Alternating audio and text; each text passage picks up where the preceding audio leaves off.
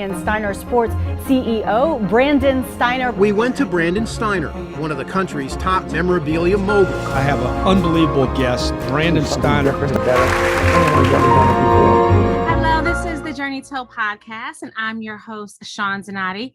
I believe life is about the journey, not the destination. To find the journey in every step of the road, the highs and lows, the twists and turns, the ups and downs. It's in those moments that makes life so beautiful. Our guest today has a journey of his own. Brandon Steiner is a best-selling author, speaker, media personality. Please welcome Brandon to the show. Brandon, thank you so much for being here.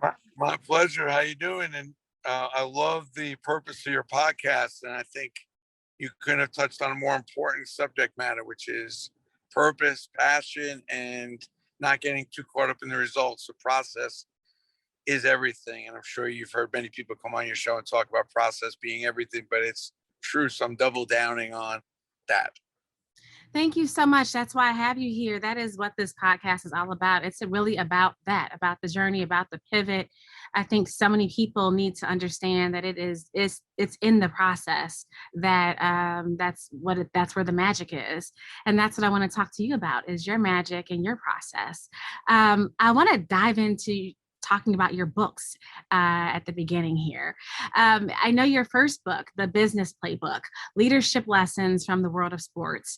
And then your second book is called You Gotta Have Balls, How a Kid from Brooklyn Started from Scratch, bought Yankee Stadium, and created a sports empire. Can you kind of take us into the mindset of your mindset as you wrote book one, book two? First of all, I'm half illiterate.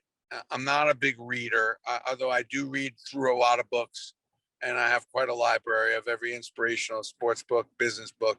But I have a hard time with my OCD issues to sit down and read a whole book, which most people that have ADHD and OCD generally don't read entire books. If you're out there listening, you agree, please chime in. But what's funny is like the first book, The Business Playbook, when I realized that I'd gotten some incredible lessons from my mom and another mentor of mine, Alcy Jackson, who is a hat maker from Philly, 6'6" black man that could pick me up literally by the top of my head and throw me away, like throw me 100 yards, no problem. He was like a dad to me, and he taught me, just invaluable lessons about life. I just was fortunate to stumble upon him when I was a teenager, and I spent every summer with him through the end of college, and he kind of guided me to a lot of success along with my mom. My dad died when I was 11, so he really played a vital role in giving me a lot of direction about things that I should be doing in my future, as far as growing up and the things I need to do in order to be successful. The Business Playbook is interesting because when I got out of school, I had been working since I'm 10 years old. And, I'd worked, work. I'm not talking about, sweeping on some floors. I've been working, a good 20, 30, 40 hours a week all the way through high school. And, in college, I worked, almost full time. And what's crazy is I get out of school and I can't get a job. Like 250 interviews, nothing. And so you imagine, and I always had the vision I was going to have a company one day or multiple companies. So as I'm in this struggle, I'm like, one day when I figure this out, I got to write a book about how you get started, because I think I'm late, even though I started at 10. I have kids. Imagine you're a 10-year-old getting up in the morning, going to work on his own, collecting his money on his own. I can't even get my 10-year-old to get dressed, eat breakfast in the morning. Yeah. So, I write this book, The Business Playbook. And what's funny about that book now is that I'm 61 and I'm restarting my new business, Collectible Exchange and Athlete Direct, 2 new companies, brand new after 30 something years, having built Steiner Sports, no more. And I'm literally going back to the Business Playbook, which is all the stuff that you do when you want to get started. You read the Business Playbook, you say, something, you read a lot of these business books, and sometimes it's so hard. You agree with what you're reading, but it's hard to put it in play. Everything in this book, you can put in play. And starting in high school, like I tell kids all the time, like you're a kid, enjoy being a kid, but you can still put it in play. You can still work on success. As a matter of fact, it's going to be you get double credit when you start working on success when you're a young teenager, because most other kids are not. So you got to make that decision. And that's where the Business Playbook comes in. And what happened in the Business Playbook is I had all these great interviews with all these great players. and the editor made me take a lot of it out. And he wanted bigger name athletes. So I had to kind of redo the book a little bit. And when You Gotta Have Balls came out, which is my mother's favorite line, by the way. My mother was like, be relentless, be fearless. Yes. Don't accept the status quo. You got to have balls. You go in, you do it the right way, and you do it till you can't possibly have any more room to breathe. And that was my mother's line since I was like 7 years old. And on the Balls book, I wanted to talk about like my mother's stories. I want to talk about the personal stories, the hardships, the really good common sense lessons that I learned from my mom that I literally made millions of dollars off of. When I see my mother up in heaven, she's going to say, love you, proud of you. Where's my cut? What you stole and used, I cannot believe. It wasn't even exactly what I meant to say, what I exactly told you, but you manipulated it in a way that you did so well, and I deserve a part of your success, and I want to cut. I get it. So tell me about that. Do you feel, do you feel like you're carrying on a bit of her memory as you're telling these stories? Or do you feel like this is just what it is? This is I think we all choose, we all choose whether we want to be smart, but listen, there's nobody more important in your life than your mom. And there's nobody probably smarter either than you're going to meet than your mom, who's going to look out for you better than your mom. I happen to have a really smart, savvy businesswoman as a mom. Back in the 60s, that wasn't like you saw every one of those every now and then. Women were housewives, nurses, secretaries. That's kind of about it. Maybe you were a stewardess, you know what I mean? Or a waiter. Like, my mother was running businesses, auto parts, travel agency. She was definitely not in any way thinking about, as far as what a man could do or what a woman could do. My mother did whatever she wanted, whenever she wanted. And that was the story there. So, when I think about the lessons I learned from my mom, she was a single parent, 3 sons, no support from her husband. Like, we had to really grind out and think of a lot of really incredible things to stay alive and survive. We're on food stamps, welfare. So we had a very tight business relationship, my mother and I, because my mother was working and I had to kind of run things a little bit. Then eventually I woke up one day, I'm like, I got to go to work. Fortunately, that was when I was 10. So that was a little bit difficult. I don't recommend having your 10-year-old go out to the streets and work, but it's a situation that was presented. I feel like it was a disadvantage then, but it's a tremendous advantage now. I never wake up in the morning and think about how I'm going to make some money. I never wake up. That's all I know since the beginning of time is how to make money. So, making money is easy. Figuring out how to be happy, how to have more purpose than just filling your pockets, how to be a good person, how to be a great husband, how to be a good dad, how to be a good friend is challenging, especially when you're so committed to the process of being extraordinary. I never wanted to be successful, never had any interest in it. I wanted to be the best of whatever I decided I wanted to do. And when you do that, the concentration and consumption of what you need to take in is real. It's serious. So you have to be careful because the other pillars in life to be successful are important. Health, being a good dad, being a good husband, like all those things matter. So all of a sudden, if you're not paying attention to those other pillars, you end up being really wealthy one day with an empty closet. And most people nobody even cares about you.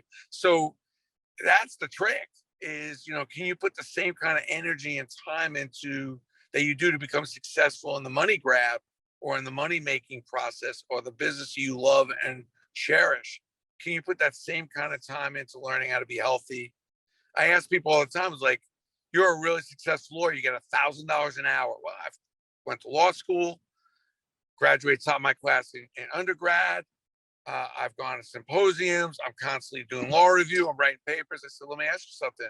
Sounds like you put in thousands of hours to be the great lawyer you are. How many hours have you put in critiquing your parenting?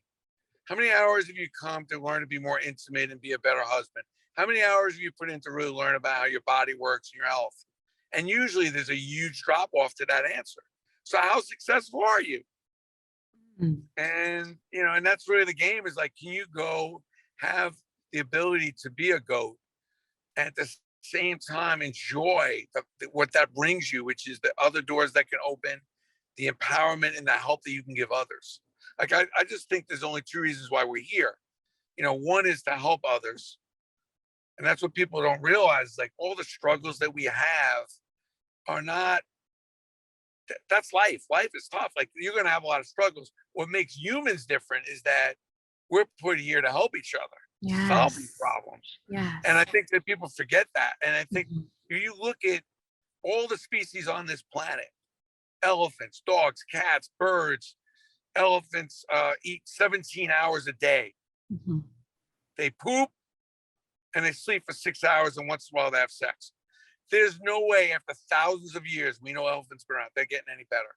Matter of fact, most elephants die of starvation because their teeth are so worn down from eating so much.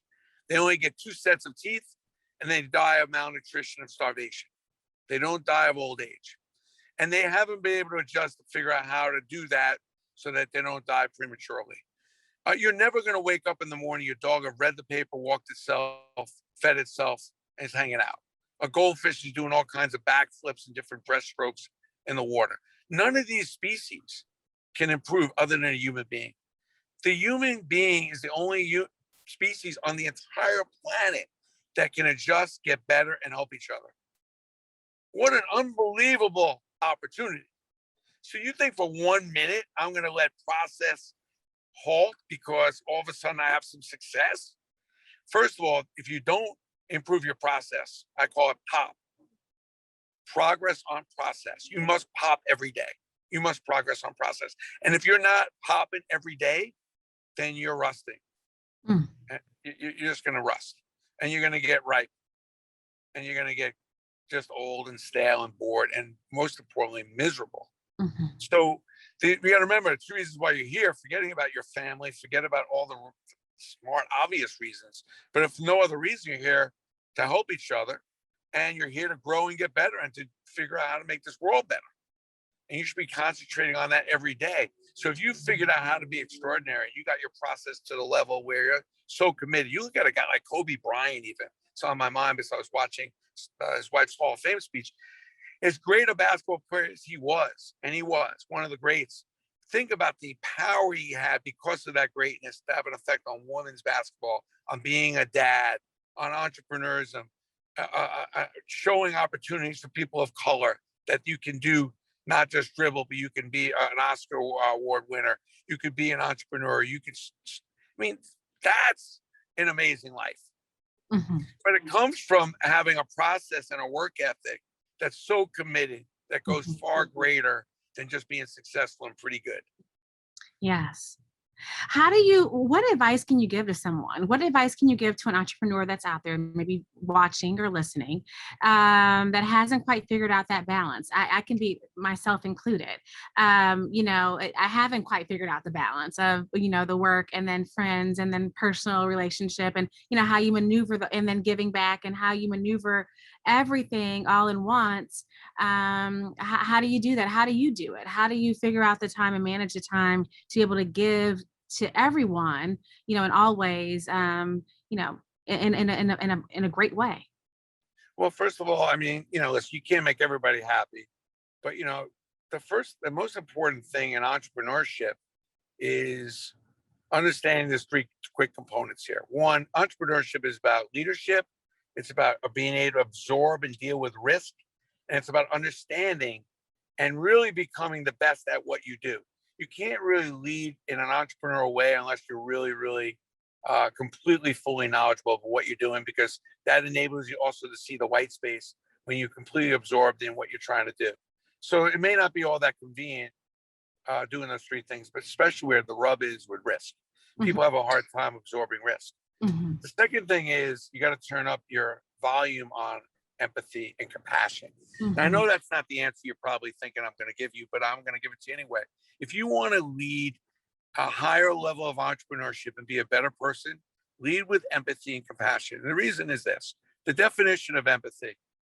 put yourself in someone else's shoes. Mm-hmm. And what I tell a lot of entrepreneurs, because you're going into uncharted waters, get out of your head. Mm-hmm. Really stop, get outside your own head and start thinking what it's like to be in other people's shoes. First of all, from a general humanistic standpoint, you'll get along a lot better when you understand what other people are thinking, what they're feeling. And second of all, by leading yourself with more empathy, and empathy is, again, putting yourself in a common person's shoes, your level of common sense will increase.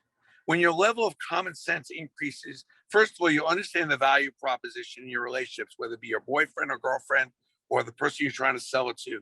Understand what they're thinking, what they're feeling, and it's a lot easier to absorb in what you need to do to get yourself going and what you need to be successful.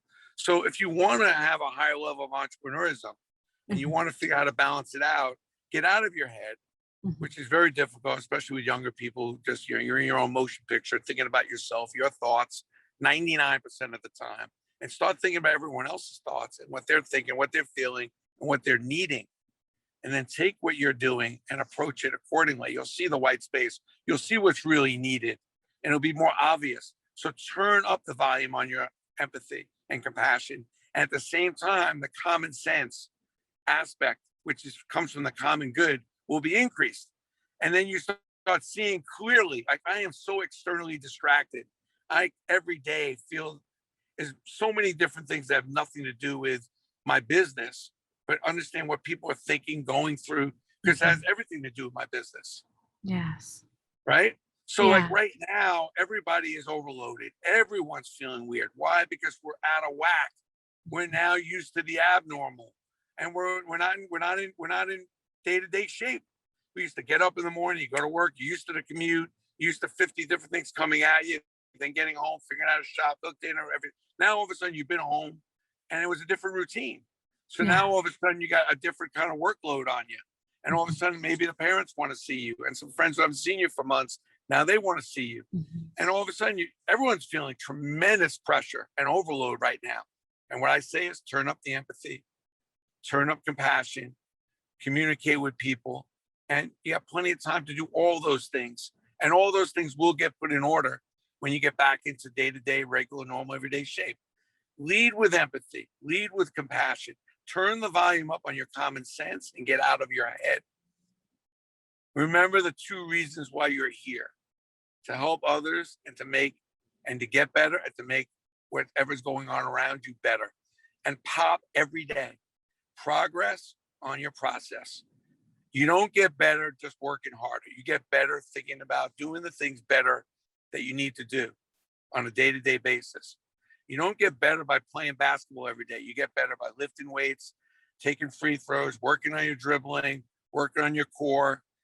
That's how you get better. You don't get better just wanting to make more money.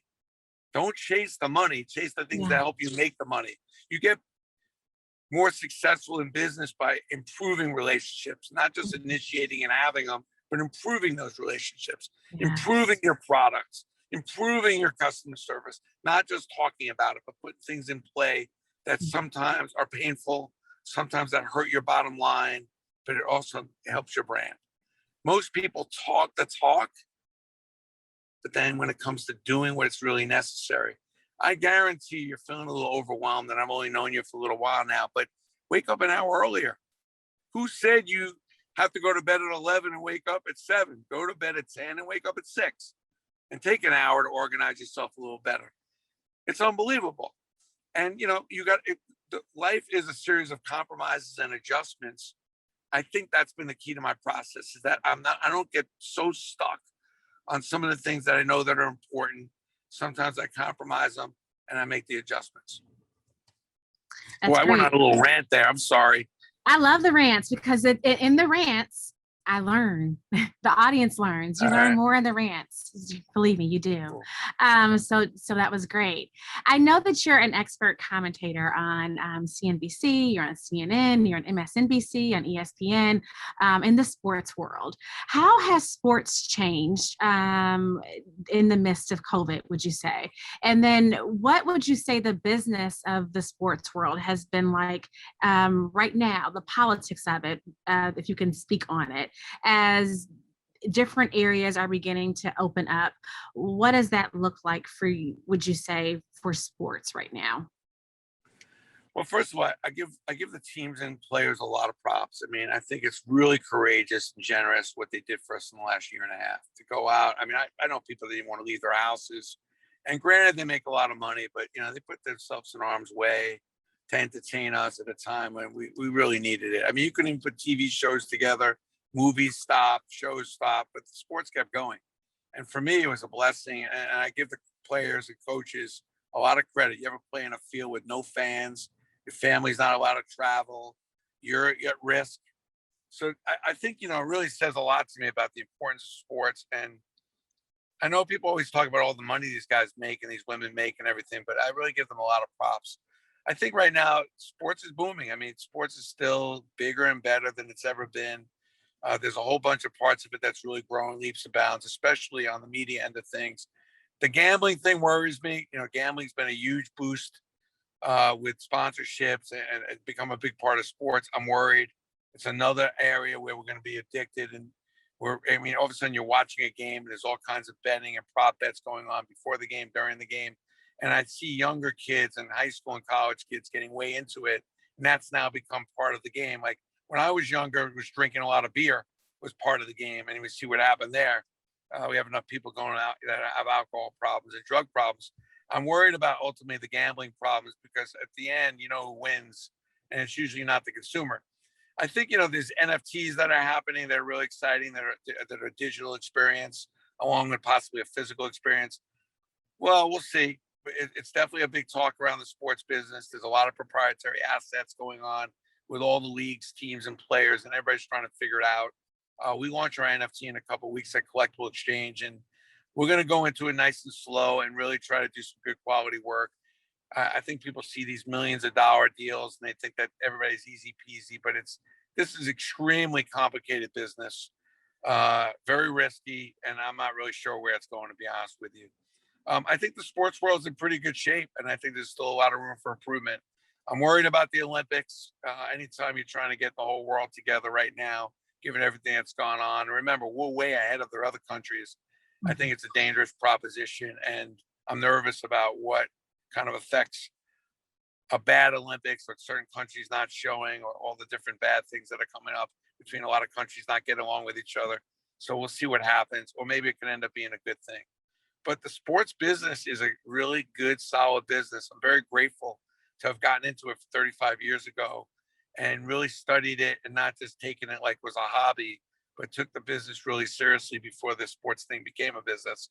So, I pinched myself, man. I've just been really fortunate to have so many different relationships with so many players and teams and leagues, and been able to capitalize it and make a living too. Absolutely.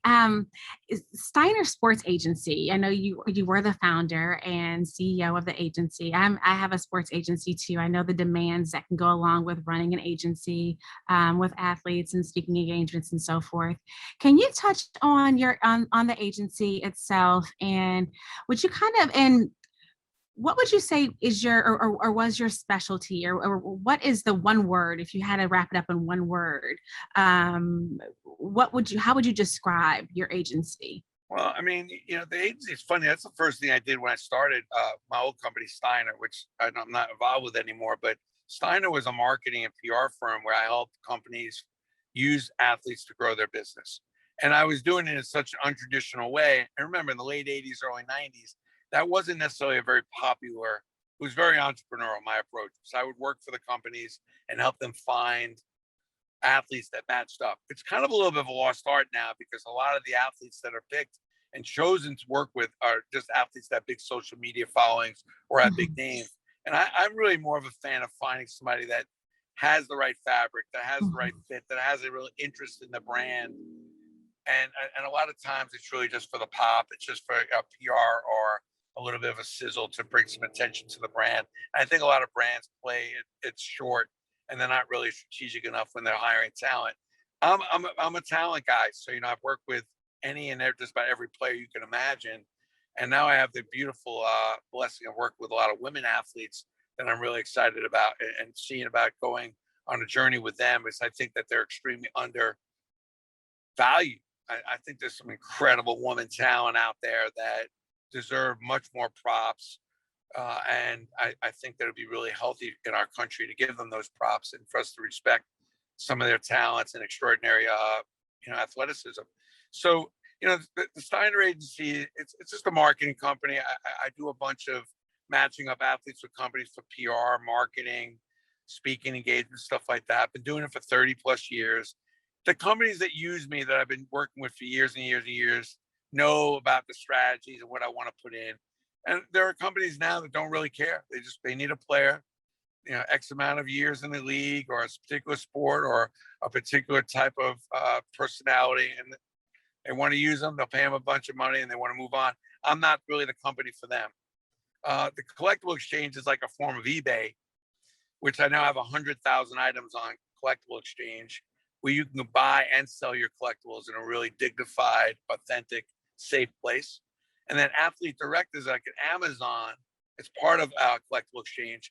It's an Amazon where players can sell stuff direct to consumer. We have like 50 athletes with another 50 that should be going up this month. So by the end of June, we'll have 100 athlete websites on Athlete Direct that you can go to a player and buy something directly from a Sue Bird or from a Mark Messier or a Mariano Rivera, that kind of thing. Pretty cool. That is awesome. Can you talk a little bit more about both of those platforms? Collectible exchange, I think the real get there is that, I can work with Mark Messier on a water product, or Mariano on this snack bar, these healthy snack bars. All the players have an interest in doing something, but wanting to do something and then doing it again, process. So what I offer the players is a platform, an audience, and distribution. So I'm like their partner. So as they get into different things, like a hockey player today, his name is Mike Richter. He has this syrup, maple syrup, Mike's maple syrup. Mm-hmm. And he's calling it the hat trick. A hockey guy. So, we're going to actually get behind and we're going to put the syrup on the platform and help them distribute it. I'm really excited about Athlete Direct because there are thousands of players that never get an opportunity to have a platform. We're not talking about the LeBron James and the Michael Jordans who get a platform 24/7 and then twice on Sunday. But there's so many great athletes, especially now with the potential college athletes that will have stuff that they want to take advantage of with name and likeness, their autograph, licensed products, game used products, that now be able to come onto the site in a safe environment. The collectible exchange, just one thing I want to mention is I've produced over 35 million autographs in my career. I put a lot of product out there, and there's a lot of collectors out there that have been extremely supportive, but a lot of them now are older, they want to sell their stuff. So creating a place like Collectible Exchange that's a really focused environment for people to be able to sell their stuff, as opposed to the only really good environment you could do that on is eBay. And I don't really see that as a justifiable solution in this particular category. It's a great site when you think about it. It's one of the biggest in the world, but not for collectibles. So I saw an opportunity. And that's what I'm doing right now with some of my collection, because my wife's like, you got to sell your stuff. You have too much stuff in this house. You got to get rid of it. And I realized I'm just like every other 60-year-old, man. We're all sitting with way too much stuff, trying to downsize a little bit. And yet there's no real place to do it. So you go to Collectible Exchange, and it really does solve a problem. We help you authenticate and organize your collection and then convert it into money. Hopefully that explains it. I love it. So if you're an athlete out there and you are looking to make some additional money right now, looking for an endorsement, they're looking to get on board with you, what should they do, or how can they go about doing that? Literally, you go to my LinkedIn page, follow me, or you actually go to the site and there's an application. You can apply to get yourself onto the site. It's not really difficult at all.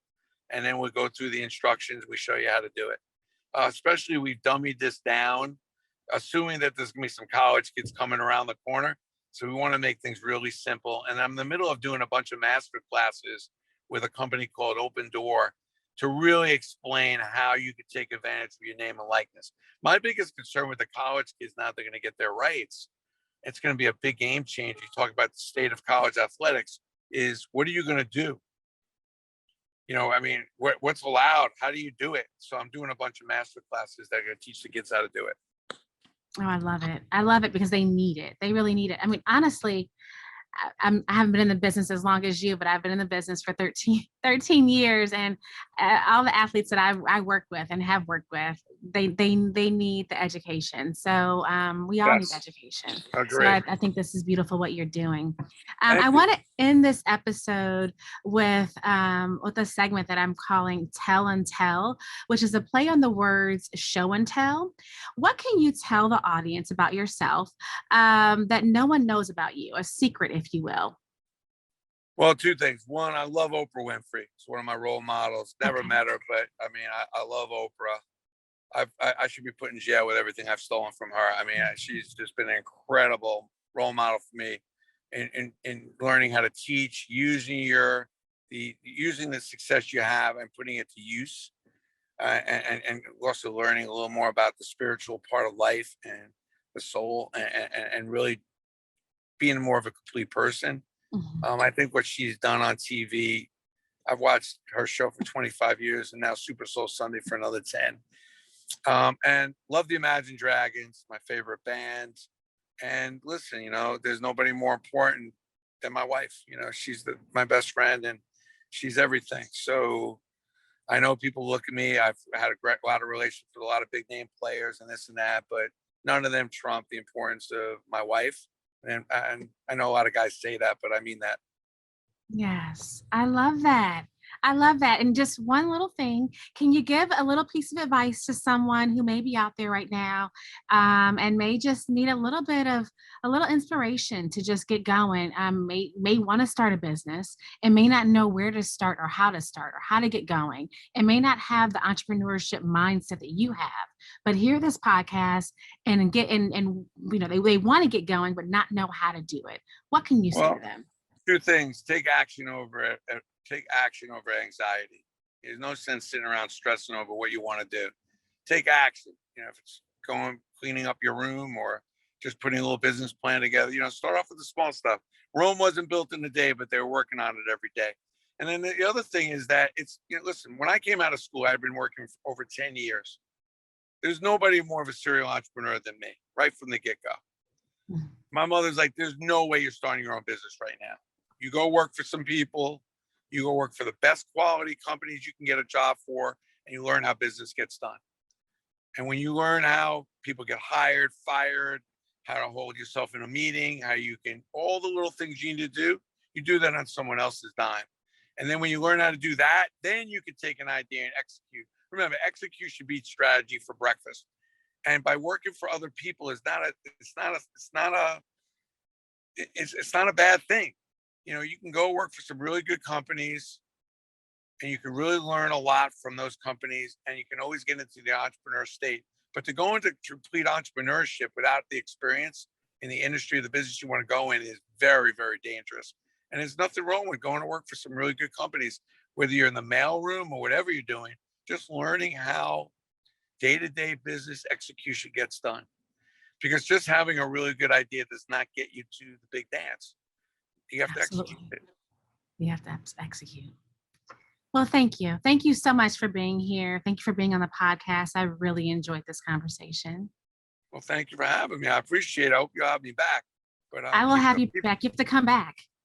I'm always ready to go. And I'm hoping that this conversation was helpful to, some of the people listening, because I love entrepreneurship. And in this country, we we need to push entrepreneurship 100%, with big businesses being so dominant now.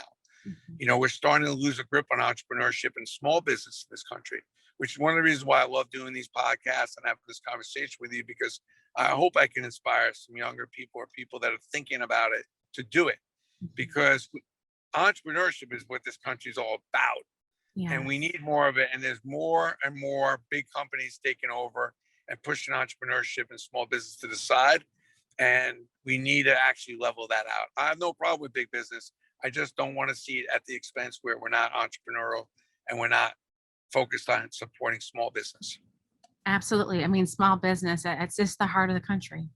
It really is. Well, that's it for this edition of the Journey Told Show. I'm going to leave you guys with words that my father so often said to me, and that's to be the best you that you can be. Let that sizzle in your spirit. Until next time, folks.